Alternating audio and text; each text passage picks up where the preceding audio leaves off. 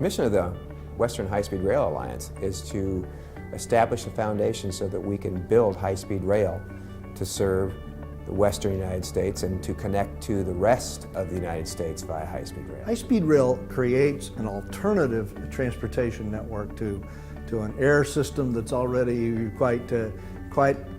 getting quite close to capacity.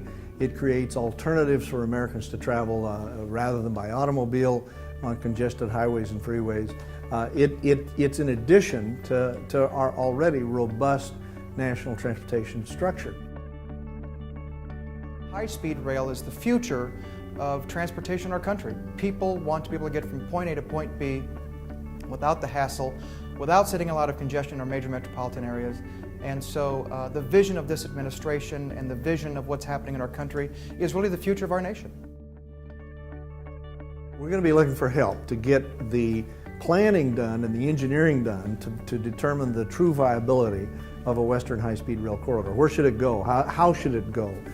What are the geometrics of that kind of system? We need the answers to those questions so that we can begin to truly price what it will cost to build such a network, which then implies how long it will take to build it and what its net value will be to the communities that it serves.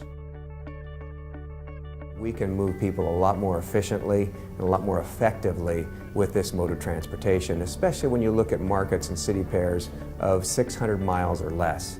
The energy that it takes to move a train full of people is much, much less than it is to take an airplane and go through a takeoff and landing cycle.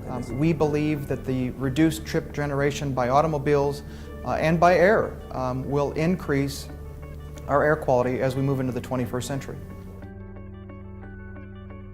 This is like Dwight Eisenhower during the interstate era. This is Interstate 2. And we need to have this for our country. It's not just okay, we're going to put this in places where there's a lot of people and where people like trains. This is a transportation system and a transportation policy for the future of this country.